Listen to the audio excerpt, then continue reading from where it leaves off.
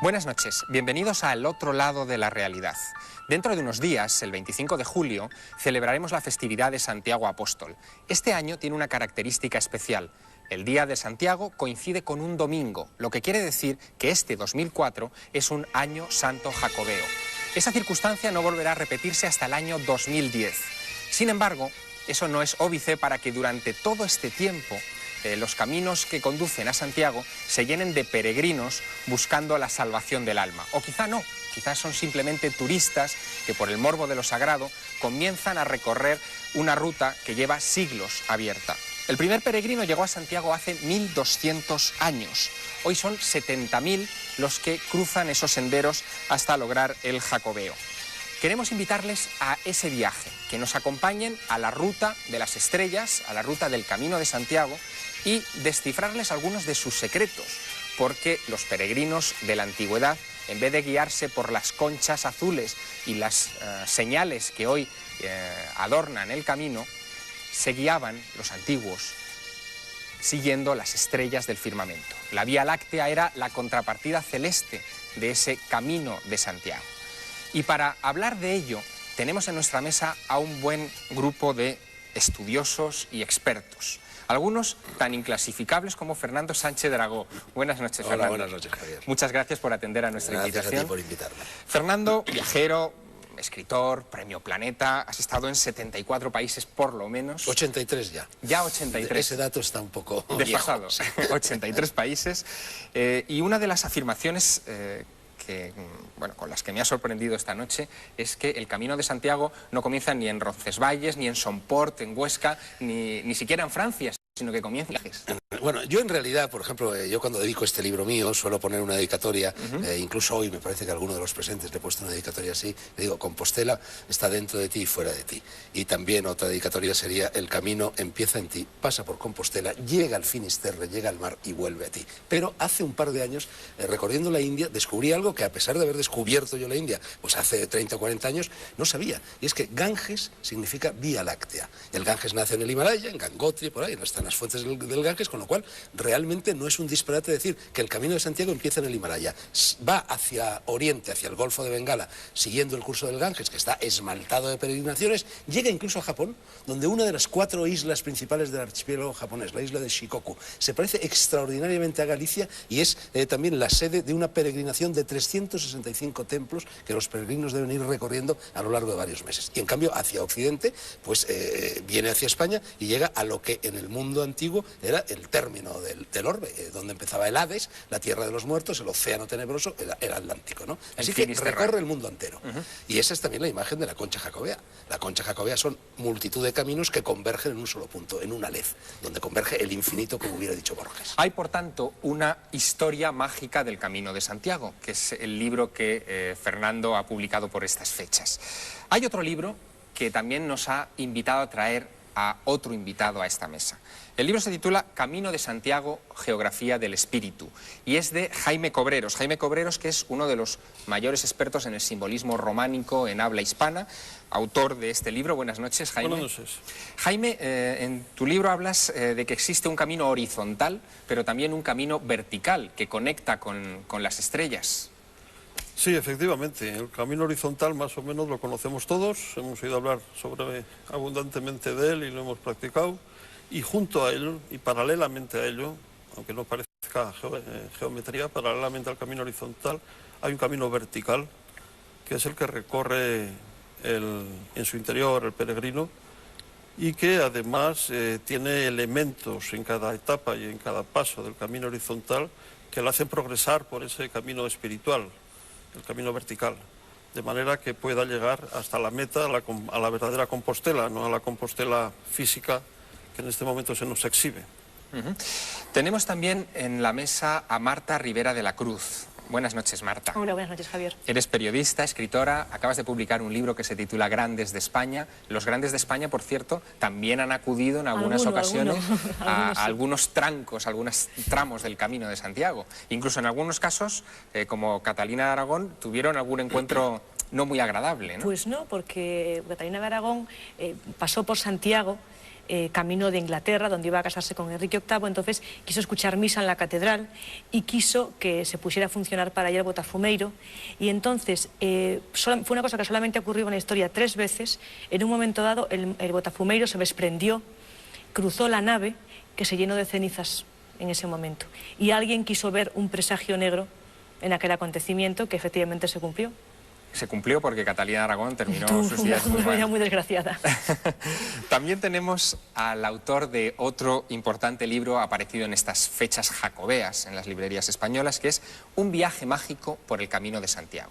Su autor es Mariano Fernández Urresti. Buenas noches, Mariano. ¿Qué tal, Javier? Buenas Has noches. recorrido en bicicleta el Camino de Santiago 3 veces. 3 años seguidos, sí. 3 años seguidos. Hablas de un viaje mágico por el Camino de Santiago porque el Camino de Santiago está lleno de hitos mágicos, independientemente de los religiosos, que probablemente se superpusieron después a los mágicos. Sí, esa es una costumbre de la Iglesia, ¿no? Cuando normalmente no puedes vencer al enemigo, pagano en este caso, pues te colocas en medio, como para que parezca que vienen a verte a ti, cuando realmente van a ver otra cosa.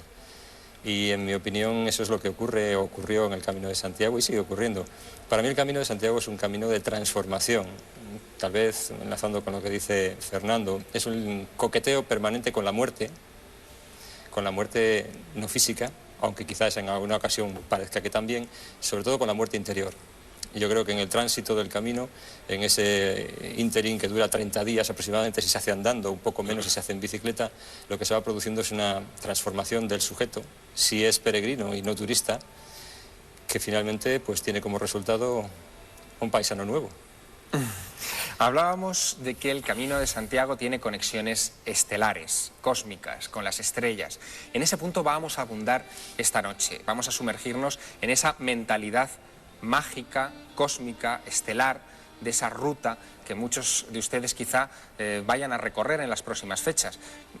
No es que queramos recomendarles que la recorran en un año que va a estar especialmente atestado el camino, pero sí, si lo hacen, y si lo hacen a partir de septiembre, les invitamos a que se detengan en un punto. Quiero presentarles una iglesia muy particular que van a encontrar en uno de esos trancos del camino, en uno de esos tramos. Es la iglesia de San Juan de Ortega, en Burgos. Está a 25 kilómetros de Burgos, muy cerquita de Atapuerca, al lado de esos célebres yacimientos arqueológicos, en las estribaciones de los Montes de Oca y a 515 kilómetros de Santiago de Compostela. En ese capitel que estamos viendo se produce en cada equinoccio, el 21 de marzo y el 21 de septiembre, un milagro, el llamado milagro de la luz. Un rayo de luz apunta justo en esa fecha hacia el capitel y durante 8 minutos va avanzando lentamente hasta iluminar la Anunciación, la escena de la Anunciación en que la Virgen, con las palmas puestas hacia afuera, recibe el rayo que la fecunda. Un simbolismo hermoso que había pasado desapercibido durante varios siglos, pero que en 1974 Jaime Cobreros, siendo un joven estudiante de arte, descubrió casi por casualidad. Me gustaría que me contaras esa historia, que nos contaras esa historia. Bueno, estábamos haciendo el camino, Juan Pedro Morín, mi amigo, Juan Pedro Morín, y yo, para preparar un libro que iba a ser el Camino Iniciático de Santiago.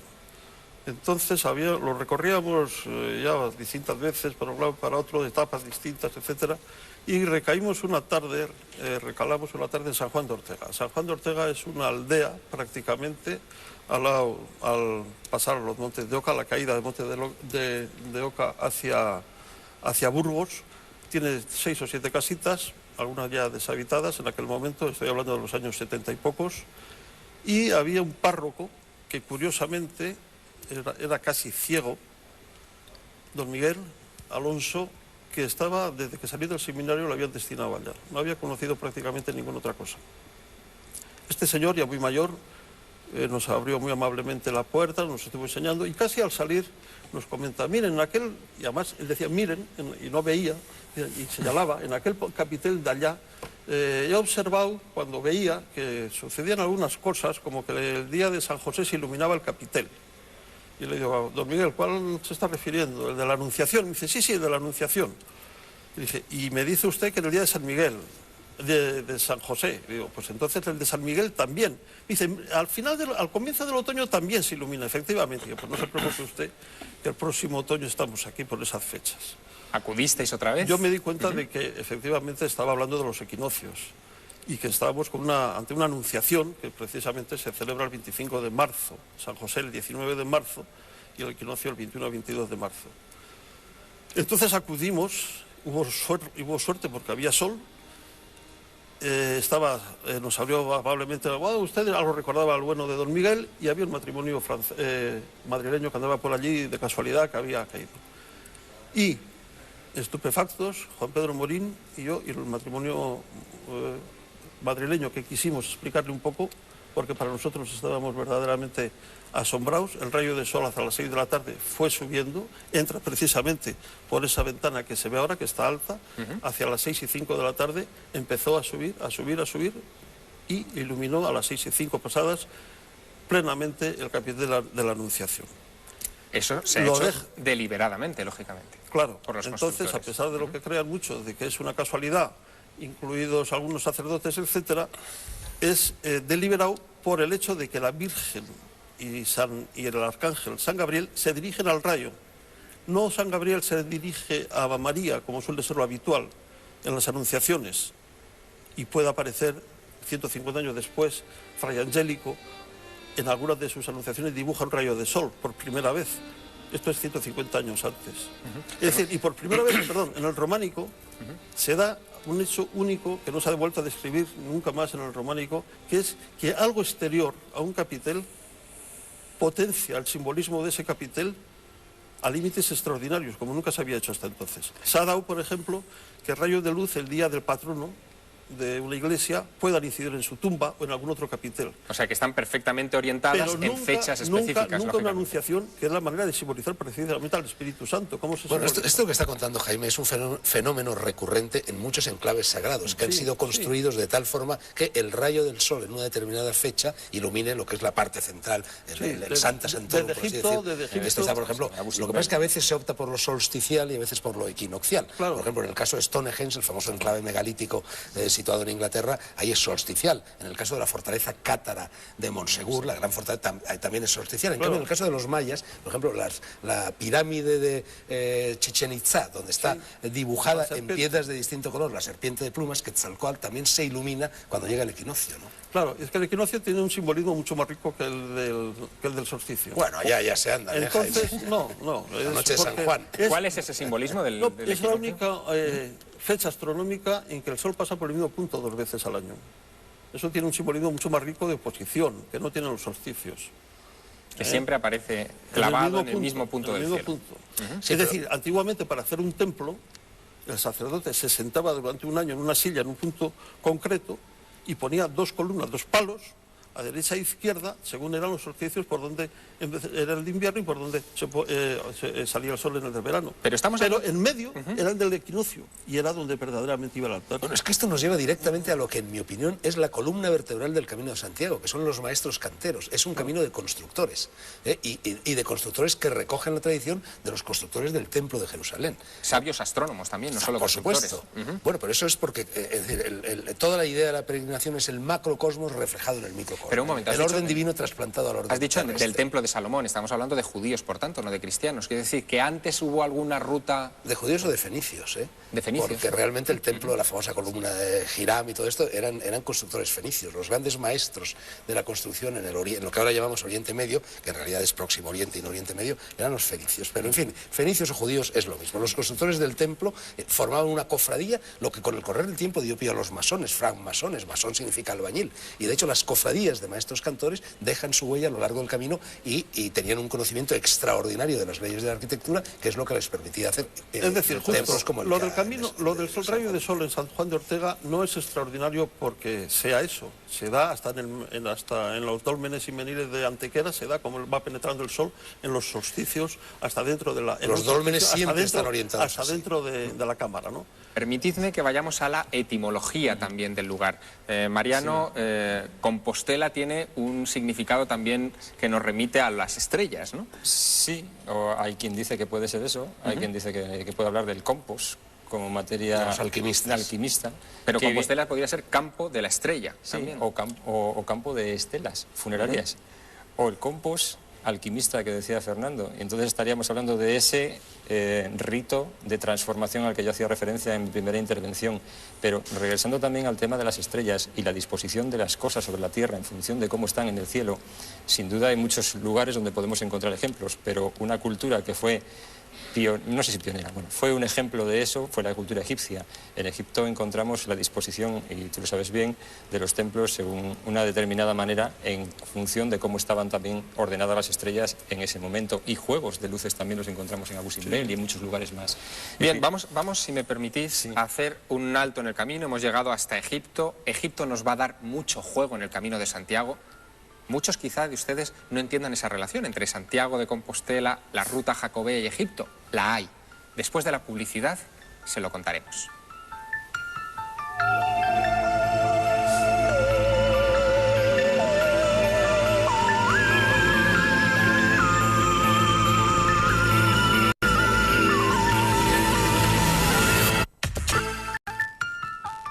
Retomamos nuestra andadura por el Camino de Santiago y sus secretos. Antes de la pausa publicitaria les hablábamos de la conexión extraña en apariencia entre el Camino de Santiago, la ruta jacobea y el antiguo Egipto. Pero hemos dejado sin explicar una cosa que es obvia y necesaria. El Camino de Santiago se conoce como tal porque se cree que el apóstol Santiago lo recorrió en un momento dado de la historia. Marta Rivera de la Cruz, que es nuestra experta en leyendas, nos va a resumir un poco esa leyenda, ¿no? Pues al parecer, en una noche de julio, una noche de verano muy pacífica, aparece en Iria Flavia, una localidad que está muy cerquita de Santiago, una barca de piedra, dentro de la cual un cuerpo que parece ser el del apóstol Santiago, que no se sabe evidentemente cómo llegó allí. Y ese cuerpo se traslada a ese campo de estrellas, ese campus Stellae, que se supone que es Compostela.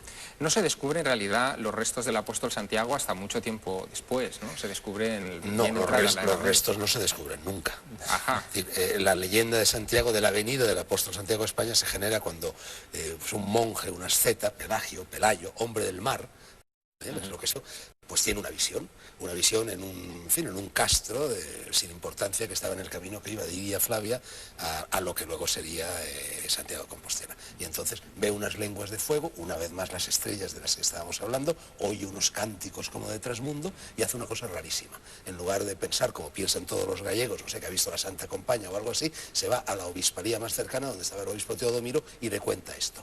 Y entonces el obispo Teodomiro decide que eso es una señal del Altísimo porque allí están enterrados los huesos del apóstol Santiago. Y así nace la leyenda. Tal vez habría que recordar que se redescubre, es decir, tuvo dos descubrimientos.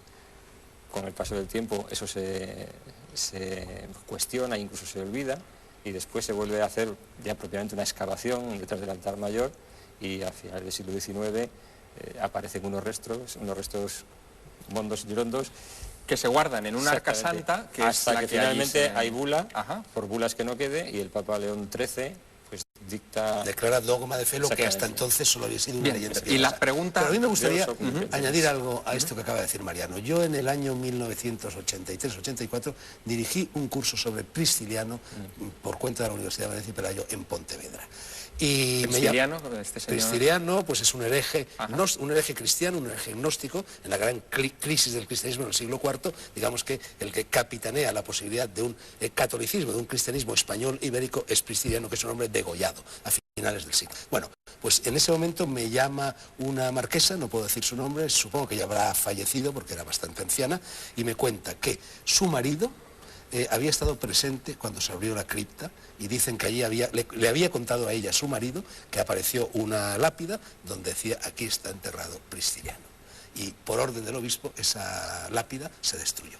Muy curioso. Prisciliano. Es un testimonio bastante veraz, porque ¿por qué me iba a engañar a mí la señora esta, ¿no? Prisciliano es el elemento que nos permite en el antiguo Egipto, precisamente, de alguna manera, porque sería un hereje de creencias gnósticas, has dicho, procedentes del antiguo Egipto. Su maestro era un tal Marco de Menfis. Efectivamente, del cual se decía que venía de Egipto y tal. Mira, yo hice el Camino de Santiago muy a comienzos, 1972, 73 de los años 70, ¿no?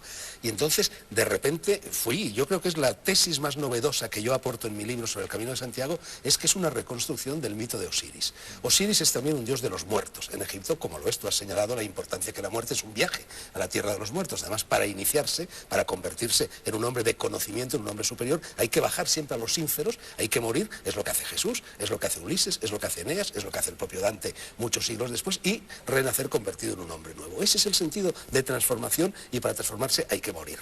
Bueno, pues Osiris es el hombre, que es el dios que espera en el más allá a los egipcios cuando se mueren y el que los juzga, por así decir. Por otra parte, el mito de Osiris está entrelazado a Isis. Osiris es esposo o hijo de Isis. Por lo general es esposo, porque hay varios Osiris, y el hijo sería Horus. Isis va a ser lo que va a inspirar toda la mitología de la Virgen en el cristianismo. Pues bien, Osiris es un dios despedazado, cuyos restos se arrojan al Nilo, y precisamente su esposa Isis va recomponiéndolos. En la leyenda que acaba de evocar Marta, de cómo el apóstol Santiago llega a España después de muerto, llega también degollado porque él le habían cortado la cabeza en Jerusalén. Ya tenemos ahí otro elemento más que lo engarza. Pero además el apóstol Santiago tuvo un primer viaje, que fue cuando predicó el cristianismo en España, antes de la llegada a muerto. Cuando se le apareció la Virgen en Zaragoza. Y entonces no, es que llega también a Galicia, funda las dos primeras iglesias dedicadas a la Virgen María que existen en España, una en el Padrón, Iria Flavia, que era la ciudad de Isis precisamente, y otra donde está el santuario de la Barca actualmente, en Muxía. Y luego recorre, dice la leyenda, todo lo que es más o menos el Camino de Santiago, hasta llegar a Zaragoza, donde funda el culto a la Virgen del Pilar. Entonces es un culto yin y yang, es un culto Yon y Lingam, es un culto masculino-femenino, como lo es el de Osiris. Entonces, Jaime Cobreros, ¿quién está enterrado en Santiago? El apóstol Santiago. El apóstol Yo estoy Santiago. totalmente en desacuerdo con Jaime, todo, eso es con todo lo que imposible. decís. Por la sencilla razón, creo que hace falta... No, perdona, ha aparecido la tumba del apóstol Santiago en Jerusalén. Bueno, vamos a ver. Perfectamente datada y perfectamente investigada por los arqueólogos. No, de eso nada. De eso no hay Hace hecho 3 verídico. años ha aparecido. Lo que os voy a contar es sumamente serio y creo que merece un respeto en cuanto a que verdaderamente hay hechos científicos detrás. La cuestión es la siguiente. Nadie podrá demostrar que los restos que están allí son del apóstol Santiago. Nadie. Y posiblemente no se demuestren jamás. Como nadie podrá demostrar que es de Prisciliano. Y es falso que allí ponía lo de Prisciliano, de la señora esa que ya te he oído contar antes, Fernando, en otros sitios. No, no es verdad. No había ninguno. Se saben las personas que asistieron al desenterramiento de los 3 cadáveres. ¿Tres cadáveres? Atanasio, Teodosio y Santiago. Los 2 apóstoles, los 2 discípulos primeros que la acompañaron siempre y que también están hoy actualmente enterrados allí. Es decir, que la cuestión finalmente queda como... Entonces, perdona que sigo. ¿Cuál es la cuestión actualmente? Nadie podrá demostrar que uno de los restos, uno de los esqueletos corresponde al apóstol Santiago. ¿Por qué? Porque no hay pruebas científicas taxativas que lo digan. Se podría hacer algo, pero que desgraciadamente no se puede realizar. Si se llegan a conservar en Éfeso los restos de San Juan, se podía actualmente ver si el ADN de ambos eran de 2 hermanos. Desgraciadamente, a finales del siglo XVIII, XIX, no se sabe lo que pasó con el enterramiento en Éfeso, en la Basílica de San Juan, y desaparecieron y no se sabe en este momento dónde están. Vale, eso por un lado. Segundo, no hay nada de los descubrimientos arqueológicos que se han hecho en la Catedral Compostelana que estén de que no sea un enterramiento del siglo I, que hay tumbas del siglo I, II y III orientadas hacia la tumba del apóstol, tumbas que se supone de fieles, orientadas en dirección esa, que siguen hasta el siglo V esas tumbas, desaparecen en el VII y VIII, y en el IX vuelven a aparecer tumbas orientadas hacia el apóstol. Luego, se ve que el asunto viene de mucho más atrás. Bueno, hacia el apóstol o hacia Prisciliano. Claro, pero, Prisciliano bueno, era el gran héroe de la religiosidad gallega. 1000 años después de la muerte de Prisciliano, todavía la Iglesia tiene que llamar a concilio para desterrar lo que ella llamaba la herejía. Te he dicho del siglo I, II y III. Ojo. Segundo, en este momento, por los descubrimientos arqueológicos que se hicieron en el 56, y cuando yo estaba estudiando en Santiago en el 70 y tantos, que se levantó toda la plaza de los literarios, se ha visto que, bueno, se descubrió una pequeña tableta de piedra con una leyenda que habla de una reina, no lupa, que habla de una reina. Un nombre en latín de una reina, que lo tengo por ahí escrito, lo podría citar. Y supongo que conocéis todos el descubrimiento de 1988, que es el más reciente, de una fenestrela. Una fenestrela es una piedrita pequeña que las tumbas de los cristianos se abrían dos agujeritos para que pudieran ver. Como una cuando tapa. se pensaba, no, como una cápsula un poco mayor de piedra, que se abrían dos cuando se querían venerar los restos de los que se pensaban santos, para que en algún momento dado se pudieran ver el cadáver o los restos que hubiera allí. Los demás estaban cerradas. Esas son las fenestrelas. Bueno, en una fenestrela que se descubrió en una inspección que se hizo a fondo otra vez en 1988 en Santiago, aparece el nombre de Anastasio. Y los dos discípulos que acompañaron siempre en España a Santiago fueron Anastasio y Teodosio. Después de eso, os voy a citar, y por eso he traído esto, el libro, os voy a citar las palabras concretas para decir cuál es el estado de la cuestión actual. Con ese descubrimiento, este hallazgo, dice Monseñor Garracampos, que es el mayor estudioso, no sonrías. Sí, no, te digo porque lo tengo aquí, no sonrías, al señalar Fernando, memorias locales. termina de anular para siempre los planteamientos negativos. Nunca habrá nada positivo que pueda demostrar que aquello es... No quisiera ¿Me entrar en dejas una decir guerra de algo? No, citas. pero No, tengo, bien. tengo que decir. De hecho, réplica, Si el minuto apóstol y Santiago continuamos. vino en 2 ocasiones a España, como pretende la leyenda, para predicar el cristianismo y luego después de muerto, ¿cómo se explica que desde ese momento hasta el siglo XI no haya ni un solo testimonio escrito? ¿Cómo se explica el terco silencio mantenido por todos los grandes autores cristianos de España, muchos de ellos santos, por Prudencio, por Osorio de Braga, por Martín de Dumio, por Ildefonso, por Braulio, por Tajón de Zaragoza y por Leandro de Sevilla? La única mención anterior al siglo XI, aparte de la leyenda del siglo VIII, la única mención que hay está en una obra atribuida, una obra mínima sin importancia, atribuida a San Isidoro, una obra que se llama De Ortu et Obitu Patrum. San Isidoro lo cita. ¿Cómo se explica Beato, no, Beato San Isidoro de en una obra atribuida lo cita. menciona de pasada al apóstol? Hay una Lo cita, cita, sí, que se lo- atribuye. La primera fuente historiográfica sobre el Bueno, que se apóstol es atribuye del siglo XI, de Beato, del 77. del Líbano. 1000 años de Caramba. silencio. Acalorado debate sobre la tumba No, es que y quién No, es... sobre la presencia de del Santiago apóstol en o no España. Es enterrado en que España. creo que la cuestión es esa. No se podrá nunca afirmar nada positivo, pero negativo tampoco. Porque hay pruebas arqueológicas. Yo estoy de acuerdo en que no se puede demostrar que arqueológicas, Prisciliano esté allí. Y que lo de nunca Prisciliano se podrá está ahí demostrar es algo- seguramente. Ahora, Fernando, que el apóstol que nunca ha estado en Prisciliano- España, que eso va a Prisciliano- misa, que nunca mejor Prisciliano- dicho. Que El hecho- Prisciliano está ahí es algo que es correcta, es muy Eso es bonito, otra es leyenda. muy bonito No, y eso es es muy otra leyenda. correcto. El hecho Eso en es cualquier otra leyenda caso, como la del señores... apóstol, solo que más Sí, verosímil. Un momento, el ¿Por hecho en qué? cualquier ¿Por caso... qué? Bueno, no me va a dejar Javier Sierra explicarte por qué, porque se nos va el programa No, entero no, no, hablando es de que ¿por qué no es Prisciliano? verosímil Si quieres, cuando hay te lo una explico. tradición de casi 2000 años de que está allí? ¿Por qué es más verosímil? Oye, perdona que es tiene mucho una más tradición. bonito. No, es que no es verdad que sea una tradición de 2000 años. Oye, es si una habla tradición San que no Isidoro de existe en Sevilla. España hasta el siglo VIII, o mejor dicho, hasta el XI. No, Señores, perdona. un momento, No, mucho anterior, hombre. El caso del apóstol Santiago Le levantan o más síndicas Prisciliano a Alfonso enterrado en II. Santiago de Hombre, Compostela por favor. está abierto, obviamente. Lo que es un fenómeno indiscutible No, es creo que el está camino. cerrado. Es decir, lo que ha generado esa creencia en Santiago, esté él o no esté enterrado en Santiago de Compostela. Fernando, acabas de presentar una película de la que eres... Se titula Camino de Santiago, el origen, dirigida por Jorge Algora. Una película que ha costado la friolera de casi 1 millón de euros de producción. Sí, sí, sí. En la que das es una película magnífica, al menos desde el punto de vista técnico. En la que das qué visión del camino. Bueno, más la misma visión que está en la historia mágica del Camino de Santiago en este libro, la visión de los maestros canteros, la visión de las estrellas, la visión de Prisciliano, todo esto. Yo soy el narrador. Es una película comercial, se va a pasar por televisión, pero se está pasando ahora por los cines Verdi en toda España. Supongo que la Iglesia no estará muy contento, claro, con esta versión. Bueno, la Iglesia nunca está contenta conmigo ni con mis opiniones sobre el camino del apóstol Santiago, pero la Iglesia se equivoca. Porque lo que yo digo, en primer lugar, lo que yo digo y otros muchos investigadores, muchísima gente ha venido el Camino de Santiago, cuando yo lo recorro, a comienzos, en 1972, prácticamente había desaparecido, se había olvidado. Era una ruina en decadencia, estaba cayéndose a pedazos. Gracias a todas estas interpretaciones esotéricas del camino, el camino ha resucitado. Y si hoy vienen estos 70.000 peregrinos o turistas a los que te has referido, vienen en gran parte debido a los investigadores que han sacado pues todos los recovecos esotéricos del Camino de Santiago. Y además, esto no le quita nada a la Iglesia. Si la leyenda de Santiago es una leyenda, como lo es la de Prisciliano, como lo es la de Juan de Ortega, como lo es la de Santo Domingo de la Calzada, todo el Camino de Santiago son leyendas. Lo único que se hace con todas estas interpretaciones es darle más pedigrí. Es decir, decir que el Camino de Santiago no empieza con Santiago, es un camino anterior y que es un camino no solo cristiano, sino es un camino de todos los hombres. Fíjense hasta qué punto hay leyendas en el Camino de Santiago, que hay un lugar muy concreto del que les queremos mostrar una imagen, que es Cebreiro, En ese lugar se cree que se conserva incluso el grial, la copa mítica de la que bebió Cristo en la última cena o en la que José de Arimatea recogió la sangre del crucificado. Ahí la tenemos, ese es el grial de Cebreiro.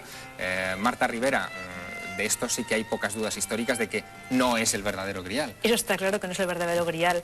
Lo que pasa es que está vinculado a unas leyendas que realmente son bonitas. El Cebreiro es un lugar en una cumbre, una montaña, rodeado de unos paisajes maravillosos que en invierno se cubre de nieve. Antes no se podía casi acceder a partir del mes de noviembre, ahora ya pues las cosas son más fáciles. Está una pequeña iglesia de Santa María do Cebreiro, al lado una hostería, la hostería de San Giraldo de Aurillac, que fue fundada por un peregrino que llegó a Cebreiro, tuvo que pasar la noche prácticamente al raso y entonces hizo una promesa que era de construir un albergue para peregrinos que aún se conserva, funciona como hotel rural y como comedor también, se come por cierto maravillosamente bien, una comida casera muy buena. Y luego en la iglesia, que es inmediata, sucedió en el siglo XV un milagro que sí está documentado. En la noche de Nochebuena, aparece en la misa del gallo, bueno, pues estaba por supuesto toda la capilla rodeada de nieve, un único persona para escuchar misa. Pues porque era imposible para los vecinos de las aldeas cercanas llegar hasta la iglesia. Entonces el cura que oficiaba misa, en el momento de consagrar, pensó: qué tontería que este hombre haya venido aquí, haya pasado por tantas penalidades para ver pues simplemente para comulgar. Y en el momento de la consagración se convierte el vino en sangre y el pan un milagro en carne. Eucarístico, ¿no? Que un es milagro el eucarístico. término que recibe. Bueno, que tuvo además tal trascendencia que los reyes católicos acudieron a Santa María del Cebreiro para visitar la iglesia y quisieron llevarse el cáliz del milagro. Fíjate, estamos hablando de cálices, una zona donde además parece que Richard Wagner estuvo también antes de componer el Parsifal, una zona donde incluso hay adaptaciones casi de la leyenda artúrica a Galicia. Sí, ¿no? sí, hay un poema maravilloso de Ramón Cabanillas que se llama La noite estrelecida, que es una recreación de la leyenda artúrica que empieza, o sea, el grial se supone que está en el Cebreiro, y esa escena del yunque con la espada clavada y el rey Arturo intentando sacarla del yunque después de que otros caballeros no pudieran, sucede en el atrio de la Catedral de Lugo. Permítanme... Déjame decir algo más sobre el grial. El Camino de Santiago es un camino de griales. La península ibérica es el país del grial, como tú acabas de señalar, relacionado con Wagner. Tú fíjate que todo el Camino de Santiago, ¿cuáles son los griales españoles? San Pedro de Roda, en Cataluña, por ahí entra el camino que venía a través del Mediterráneo. San Juan de la Peña, en Aragón, muy cerca de Navarra, ahí está el grial aragonés y navarro. San Pantaleón de Los, en la provincia de Burgos, muy cerca y al lado de un pueblo que se llama Criales, y de la Sierra de la Demanda, la Sierra de la Demanda del Grial. Ahí está el grial castellano y vasco. El Cebreros, del cual acabamos de hablar, y luego hay otro grial que es el que actualmente está en la Catedral de Valencia, que procede de Almería. En cierto modo, el mapa de las autonomías españolas es el mapa de los griales, que a mí es una cosa que me inquieta mucho, que me da mucho que pensar. Y una de las interpretaciones que se han dado del Camino de Santiago es que los templarios llegan al Camino de Santiago y ponen allí sus mojones, sus castillos, su policía del camino, por así decir, para defender los griales del acoso de la morisma, etc. De templarios precisamente quería hablaros y quería mostrarles a ustedes algo que hemos hecho en estos días cuando hemos recorrido el Camino de Santiago antes de hacer este programa. Quiero que viajemos a Villalcázar de Sirga, un pueblo que está a 40 kilómetros de Palencia, entre Fromista y Carrión de los Condes. Allí se conservan, entre otras muchas cosas, la talla de Santa María la Blanca, a la que canta Alfonso X el Sabio en sus cántigas, y en su interior encontramos incluso un sepulcro de un caballero templario. Le preguntamos al padre Ramiro Fernández Santos sobre algunas de las cosas que suceden o sucedieron en ese lugar, en Villalcázar de Sirga. Un nombre que ya en sí nos está hablando de un lugar templario, la villa y el alcázar, Villalcázar. Un lugar al que el padre Fernández nos da una explicación. Él investigó sobre este asunto y nos habla de su vinculación con los templarios, de la que no tiene ninguna duda. De esta iglesia de Villalcázar de Sirga o Vilesirga nunca se ha dudado. Siempre se ha tenido la certeza absoluta de que los templarios estuvieron aquí, de que esto fue parte del alcázar templario, y aquí es donde se desarrollaron pues muchas de las cosas que ellos pudieron tener. la razón de que ellos estuvieran aquí, pues ellos no se encontrarían. Yo pienso que quizá lo fundamental de hacer esto aquí fue por las condiciones que iba a tener el lugar, condiciones esotéricas, que si quitamos el esoterismo a las personas, pues las dejamos desnudas, no les queda nada. A lo mejor puede parecer un poco raro que lo pueda decir un sacerdote, pero es una realidad plena, sí. El hombre necesita tener una trascendencia, necesita creer en algo superior, en algo que está al filo de lo imposible, como que no existe, pero sin embargo es la agarradera que él tiene para que su vida se vaya realizando. El padre Ramiro es uno de esos personajes curiosos que nos podemos encontrar en el camino, cura, pero heterodoxo también. Él reconoce que en la iglesia de Villalcázar de Sirga hay ciertas energías. Él habla de energías telúricas, energías del suelo, energías con las que es mejor no enfrentarse. Pues aquí en la iglesia, efectivamente, esa serie de energías que existen y esas corrientes, todo ello, hacen que el hombre se encuentre mucho más a gusto. También una cosa muy clara que hay que tener, que en estos lugares, precisamente por esas connotaciones que tienen, si no se entra, o si se entra de mala forma, va a salir uno mal parado, va a salir en malas condiciones también, porque de alguna manera como que la iglesia quisiera no vengarse, sino decirle a uno que no se puede entrar así, que hay que tener un poco de cuidado con lo que se está haciendo. Agradecimos mucho al padre Ramiro que nos atendiera, acababa de salir de una reciente operación, estuvo convaleciente y en un momento determinado, cuando ya ganamos confianza con él en la conversación, le preguntamos algo inevitable, algo que ustedes estarán preguntando, ¿cómo un cura se interesa por este tipo de cuestiones? A mí me interesó todo esto hace ya muchos años, hace 30 y tantos años, en un pueblecillo de la Valdavia, donde estuve de sacerdote también, con un muchacho que hacía prácticas con el péndulo. Y un día hablando con él, pues empezamos a charlar un poco, empezamos a hacer un poco de prácticas, escondíamos monedas y después a ver si las encontrábamos. Algunas se nos perdió porque no fuimos capaces de saber dónde las habíamos dejado, ni con péndulo, ni con varillas, ni con nada. Pero y aparte de que yo creo que todo el mundo lo puede hacer, pero sin embargo hay que estar un poco capacitado también, es algo un poco de don. Yo en las manos siempre he tenido especial como sanador o para curar ciertas cosas y también para ver un poco, que a veces se pasa unos malos tragos, porque pues, me acuerdo en una ocasión de yendo a Palencia con el coche, pues me tuve que parar de repente porque estaba viendo un accidente y justo a los 2 kilómetros de allí estaba el trompazo.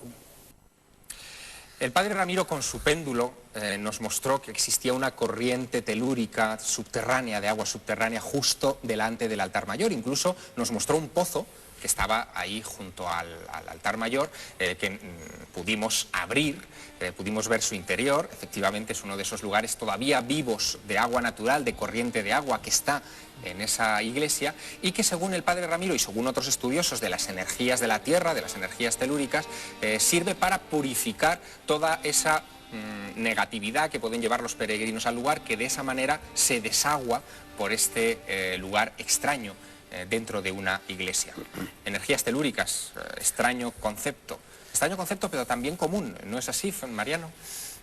Pues sí, hay una serie de cosas que podríamos enlazar, ¿no? Porque todo esto al final está enlazado.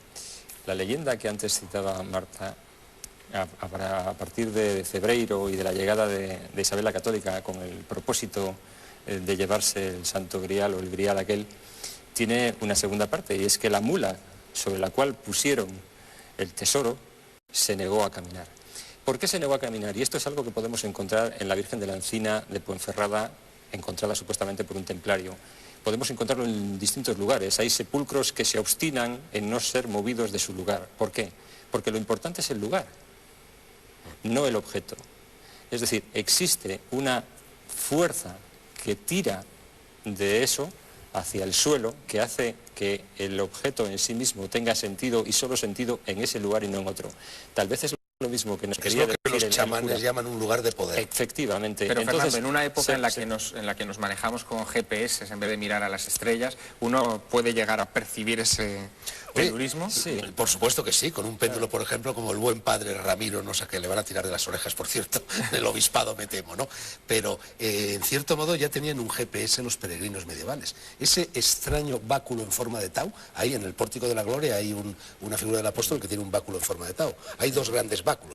Uno el laberinto, que es más tradicional, y otro el de forma de tau. Bueno, pues hay una interpretación llevada a cabo por un astrónomo que dice que en realidad el báculo en forma de tau, aparte de que la tau es una letra que tiene infinitas connotaciones esotéricas, pero en fin, olvidándonos de ella, sería un instrumento, una especie de sextante que permitiría orientarse al peregrino a lo largo de la ruta. Es decir, tendría una especie de varilla móvil, entonces el tau, la varilla móvil, entonces calculando la estrella polar no se perdían. Así que tenían su GPS. Mariano me ha traído también una cosa singular. Sí, un juego de la oca. Muchos de ustedes lo tendrán sin duda en casa o habrán jugado en su infancia con él. Lo que me sorprende de Mariano es que nos revela que el juego de la oca tiene algo que ver, o mucho que ver, con el camino, ¿no? La Vía Láctea es una especie de laberinto, lo mismo que el juego de la oca. O yo diría que el Camino de Santiago es un juego de la oca enderezado, y a lo largo del itinerario telúrico, de ese raíl telúrico, vamos topándonos con una serie de pruebas que van transformando a esa persona, a ese peregrino, hasta convertirle, después de una muerte simbólica, en la casilla 58, que correspondería tal vez al sepulcro de quien sea, en Compostela, le transformaría en una nueva persona. Casilla 58, que es una calavera con unas tibias debajo, casi un símbolo pirata, ¿no? 5 y 8 es el número 13, que corresponde en el tarot a la carta de la muerte. Y a lo largo del itinerario vamos encontrando... que la carta de la muerte en el tarot no es símbolo de muerte, no, sino es símbolo de transformación. Y vamos encontrándonos pruebas. Antes hemos visto al párroco de Villasirga. La leyenda dice que la Virgen Blanca de Villasirga hacía muchas cosas, pero casi todas tenían que ver con curaciones referidas a la vista. Curaba la vista a los ciegos, es decir, les abría los ojos.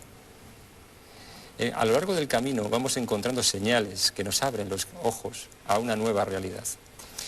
Realidad última y maravillosa si somos capaces de interiorizar todo eso que vamos y superamos la casilla 58. Jaime Cobreros ha dedicado buena parte de sus obras a hablarnos del simbolismo del Camino de Santiago.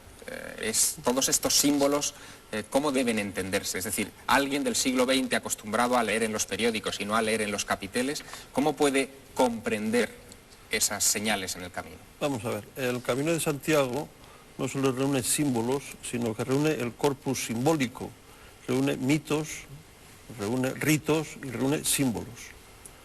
Entonces, y cuando hablo de mitos, ritos y símbolos, no estoy hablando de irrealidades o de cosas figuradas, estoy hablando en el fondo de la realidad última, porque todo mito, todo rito, todo símbolo conduce a la última realidad, al principio, a lo que se escribe con mayúscula, realidad y principio.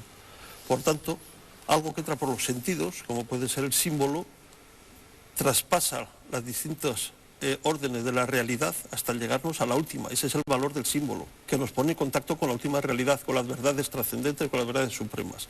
El rito, que viene a ser un símbolo en acción, y en el Camino de Santiago ahí todavía se conservan algunos, desgraciadamente se han perdido otros, como las vueltas, el deambular alrededor de la tumba del apóstol, la cruz de ferro con la llevada de piedras, que se repiten en otra serie de peregrinaciones como la de la Meca, etc. Todo eso son ritos que nos están hablando también de una trascendencia. Y luego está el mito del apóstol, que cuando digo mito, vuelvo a repetir, no estoy hablando de una irrealidad o de algo imaginado, sino estoy hablando de la realidad última, cuando el mito del apóstol concuerda perfectamente con muchas cosas de las que ha dicho Fernando, solo que a otro nivel superior, y con las que habéis dicho todos los demás también, solo que a otro nivel. Por tanto, el camino nunca puede ser ajeno a ese denominador común de todas las simbologías, porque el símbolo es universal, de todas las mitologías, porque el mito es universal, de todos los ritos, porque el rito, en el fondo, cuando es verdadero, es universal. Es decir, que solo que tiene otra trascendencia.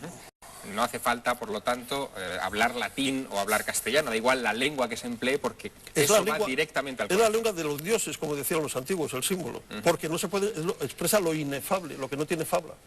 Estamos en los instantes finales de nuestra tertulia. Yo quisiera, en cualquier caso, señalar algo, y que lo subrayaras, Fernando, que es importante, y es que el Camino de Santiago no termina en Santiago.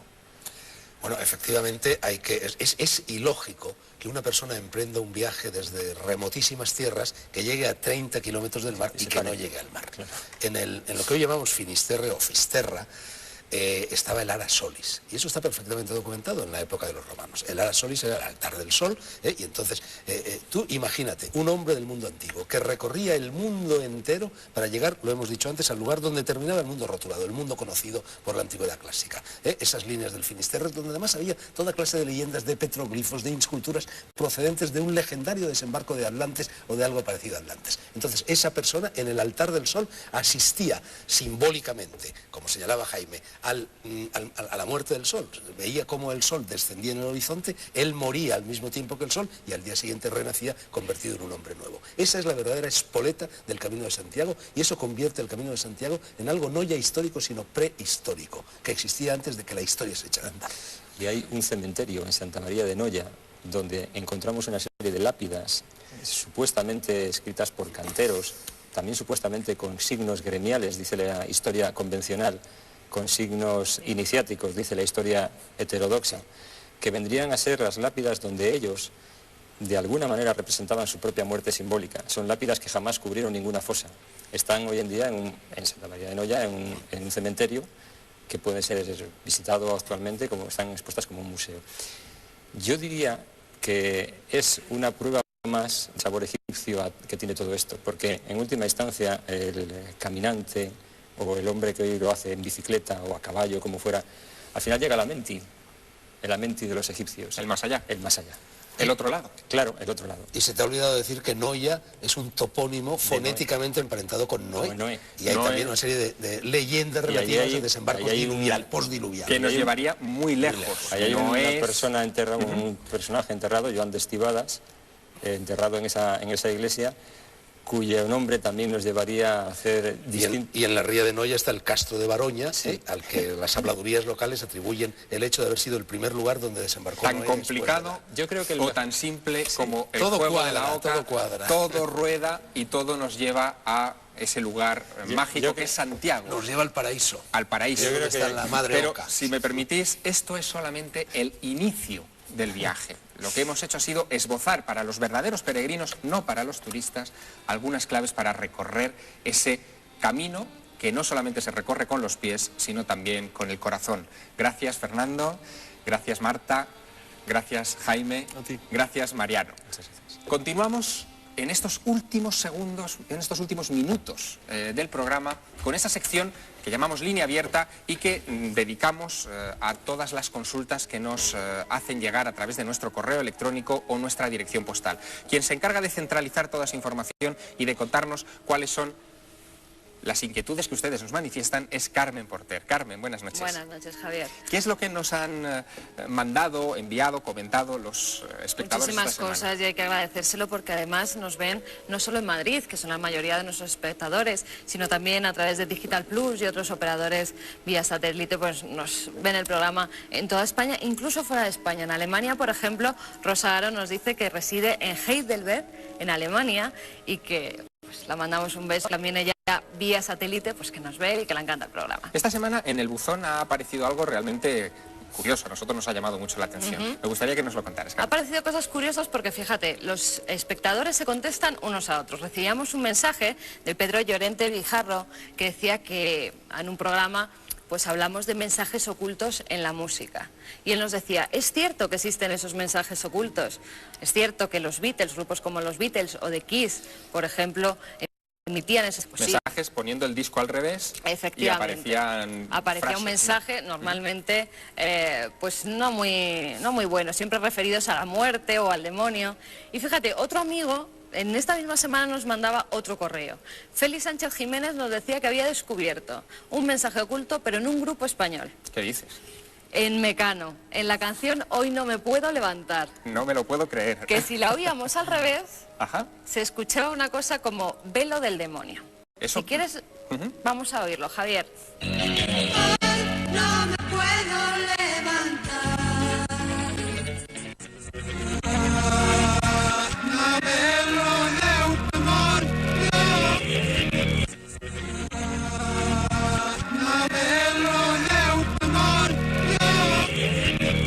Hace falta ser retorcido, ¿no? Cuando menos curioso, ¿no, Javier? Hemos cumplido bien los deberes y nos hemos ido a ver al biógrafo de Mecano, a Javier Adrados. Y si quieres vamos a ver lo que él opina de estos mensajes ocultos pues en canciones tan conocidas como Hoy no me puedo levantar. Escuchémosle. Bueno, pues al oír Hoy no me puedo levantar, dado la vuelta, he tenido la sensación de oír algo de Mecano que nunca había oído. La verdad que me ha sorprendido, pero yo pienso que es una casualidad. Creo que la canción responde a lo que responde la inquietud de un chaval de 17 años que no se podía levantar tras un fin de semana. Creo que lo más provocado de la canción era pues que en un momento de la sociedad, en ese momento era cruel decir todo aquello, pero lo del demonio creo que es una casualidad. Resaca diabólica, Carmen. Sí, algo así. Hoy no me puedo levantar y el velo del demonio por ahí en medio. Bueno. ¿Qué más nos cuentan? Vamos a pasar a otro espectadores? tema. Mariano Ríos está muy interesado en que dediquemos un programa a Egipto. Hoy ha salido a relucir aquí ese magnífico país y él nos pide pues que hablemos de los secretos que guardan las pirámides, también de la relación con seres extraterrestres, es lo que nos dice él, y su orientación si se identifica la constelación de Orión. Bueno, es cierto que las pirámides tienen una conexión con la constelación de Orión, que reflejaban en la Tierra aquello que veían en el cielo. Mariano Fernández Urresti nos hablaba de la mente y del más allá. La puerta al más allá eran las 3 estrellas centrales de la constelación de Orión, que estaban alineadas con algunos pasadizos o algunas galerías pequeñas en la pirámide. Por supuesto que vamos a hablar de Egipto y por supuesto que este programa traerá a los mejores expertos mundiales en esa materia que ya están convocados a esta mesa. Claro que sí, o sea que nuestro amigo Mario que no se pierda ese programa sobre Egipto porque va a descubrir cosas muy curiosas aquí. ¿Quieres que demos las formas de contacto, Javier? Por favor, adelante. Hay un mail que es el otro lado de la realidad @telemadrid.es, o si quieren enviarnos pues una carta con sus psicofonías, con sus fotografías extrañas. También pueden hacerlo a El otro lado de la realidad, Telemadrid, Paseo del Príncipe número 3, 28223, Pozuelo de Alarcón, Madrid. Gracias, Carmen. Gracias a ti, Javier. Entramos ya en esos instantes finales. Acabamos de mostrarles cómo hacer en condiciones el Camino de Santiago y nos hemos paseado rápidamente por otros enigmas contemporáneos de los que estamos absolutamente rodeados. La semana que viene volveremos aquí con otro enigma de gran envergadura. No se lo pierdan. El otro lado de la realidad lo abordará con la seriedad que nos caracteriza. Buenas noches.